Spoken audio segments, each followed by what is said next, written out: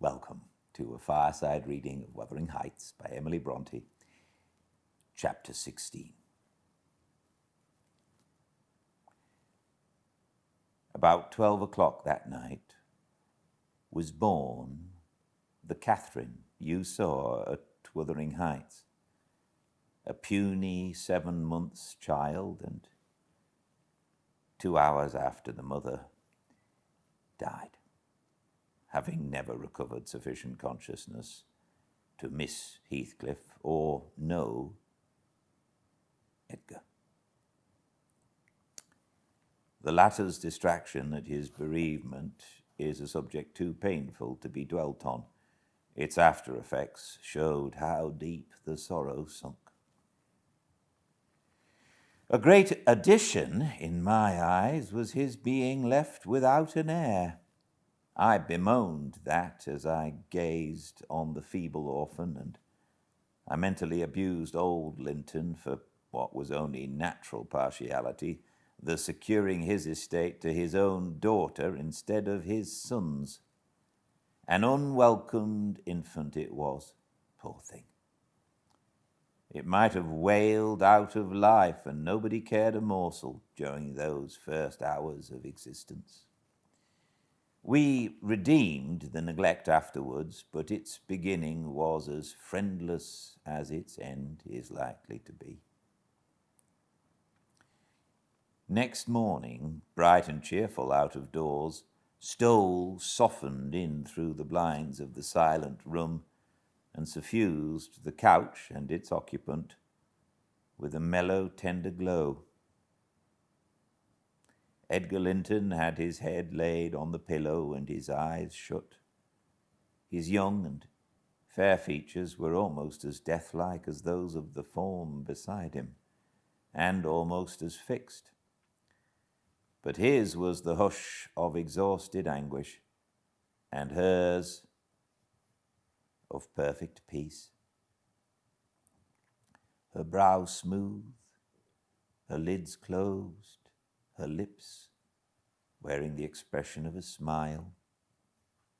No angel in heaven could be more beautiful than she appeared. And I partook of the infinite calm in which she may lay. My mind was never in a holier frame than while I gazed on that untroubled image of divine rest. I instinctively echoed the words she had uttered a few hours before. Incomparably beyond and above us all, whether still on earth or now in heaven, her spirit is at home with God.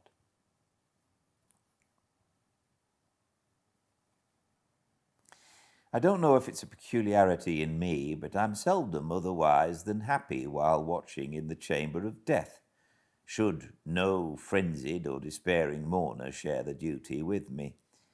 I see a repose that neither earth nor hell can break, and I feel an assurance of the endless and shadowless hereafter, the eternity they have entered, where life is boundless in its duration,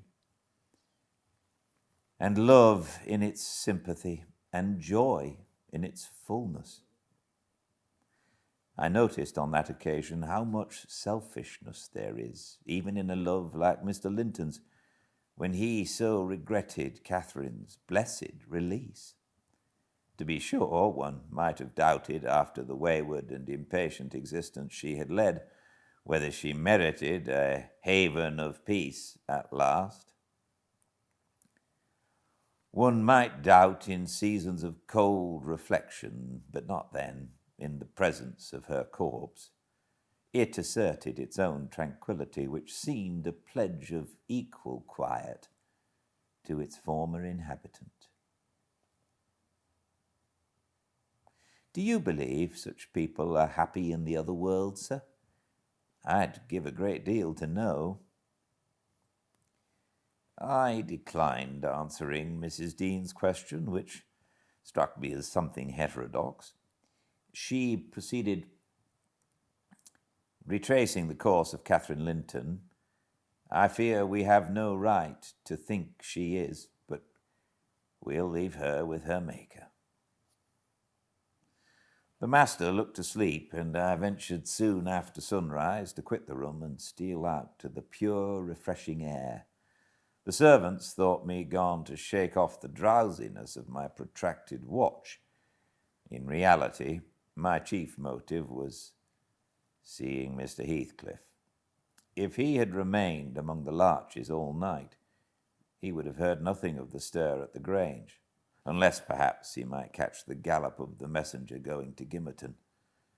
If he had come nearer, he would probably be aware from the lights flitting to and fro, and the opening and shutting of the outer doors, that all was not right within. I wished, yet feared, to find him. I felt the terrible news must be told, and I longed to get it over. But how to do it I didn't know. He was there, at least a few yards further in the park, leant against an old ash tree, his hat off and his hair soaked with the dew that had gathered on the budded branches and fell pattering round him. He had been standing a long time in that position, for I saw a pair of owls passing and repassing scarcely 3 feet from him, busy in building their nest, and regarding his proximity no more than of a piece of timber. They flew off at my approach, and he raised his eyes and spoke. "She's dead," he said. "I've not waited for you to learn that. Put your handkerchief away. Don't snivel before me. Damn you all. She wants none of your tears." I was weeping as much for him as her. We do sometimes pity creatures that have none of the feelings either for themselves or others. When I first looked into his face, I perceived that he had got intelligence of the catastrophe, and a foolish notion struck me that his heart was quelled and he prayed because his lips moved and his gaze was bent on the ground. "Yes, she's dead," I answered, checking my sobs and drying my cheeks. "Gone to heaven, I hope, where we may every one join her if we take due warning and leave our evil ways to follow good." "Did she take due warning then?" asked Heathcliff, attempting a sneer. "Did she die like a saint? Come, give me a true history of the event. How did—" He endeavored to pronounce the name, but could not manage it, and compressing his mouth, he held a silent combat with his inward agony, defying meanwhile my sympathy with an unflinching, ferocious stare. "How did she die?"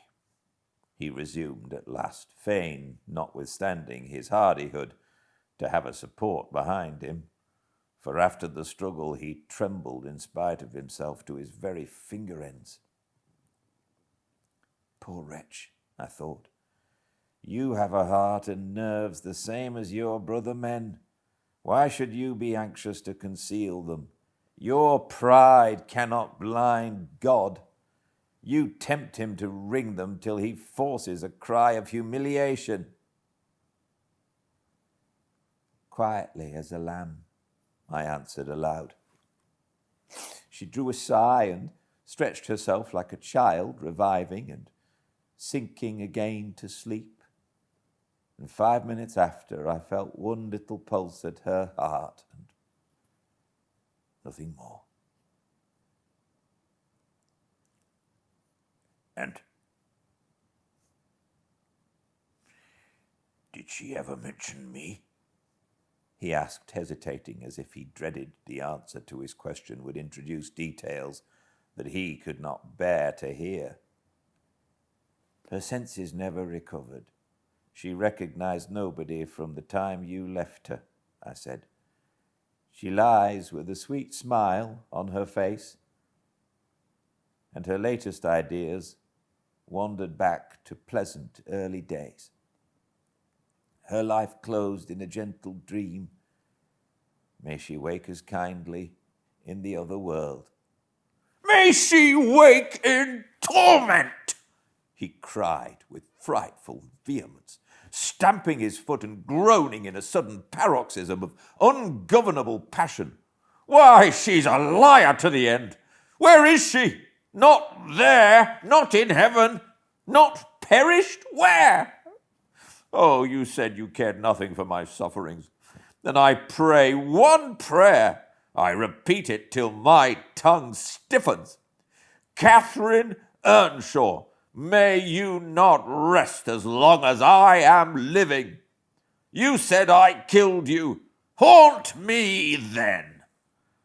The murdered do haunt their murderers, I believe. I know that ghosts have wandered on earth. Be with me always. Take any form.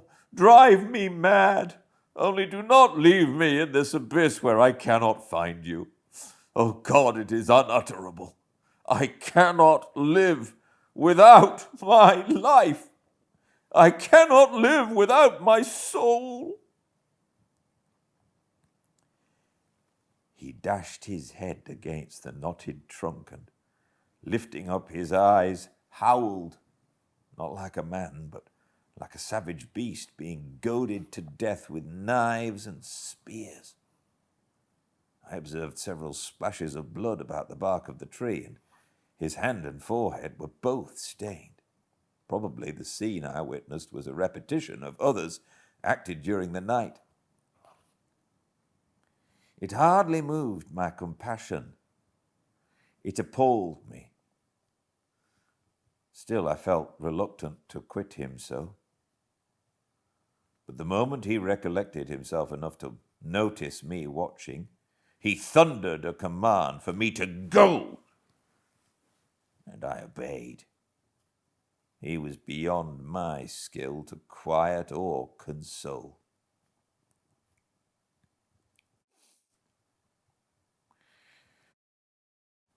Mrs. Linton's funeral was appointed to take place on the Friday following her decease, and till then her coffin remained uncovered and strewn with flowers and scented leaves in the great drawing room. Linton spent his days and nights there, a sleepless guardian, and, a circumstance concealed from all but me, Heathcliff spent his nights, at least, outside, equally a stranger to repose. I held no communication with him. Still, I was conscious of his design to enter if he could, and on the Tuesday, a little after dark, when my master, from sheer fatigue, had been compelled to retire a couple of hours, I went and opened one of the windows, moved by his perseverance to give him a chance of bestowing on the faded image of his idol one final adieu. He did not omit to avail himself of the opportunity, cautiously and briefly, too cautiously to betray his presence by the slightest noise. Indeed, I shouldn't have discovered that he'd been there, except for the disarrangement of the drapery about the corpse's face,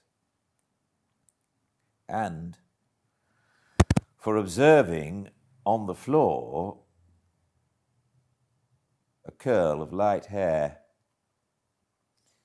fastened with a silver thread, which, on examination, I ascertained to have been taken from a locket hung round Catherine's neck.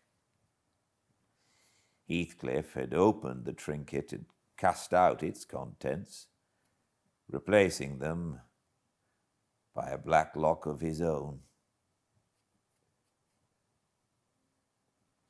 I twisted the two and enclosed them together. Mr. Earnshaw was, of course, invited to attend the remains of his sister to the grave. He sent no excuse, but he never came, so that besides her husband, the mourners were wholly composed of tenants and servants. Isabella was not asked.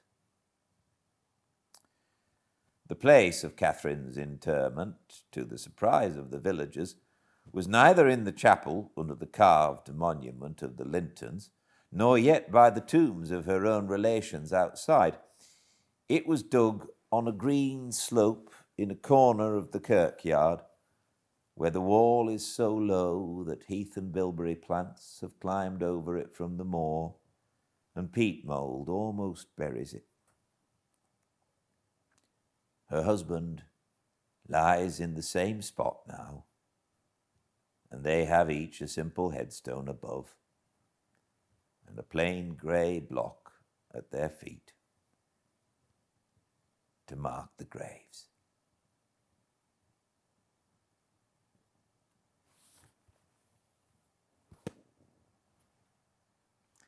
Thank you for joining me, and I very much look forward to seeing you tomorrow, same time and place, 5 Pacific, every day, until we finish the book. And if you need to miss a day, please go to the YouTube channel Fireside Reading, where you can watch all the chapters of all the books we've done.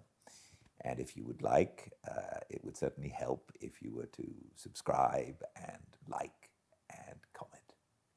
Thank you very much, and I look forward to seeing you again very soon. But until then, please stay very well.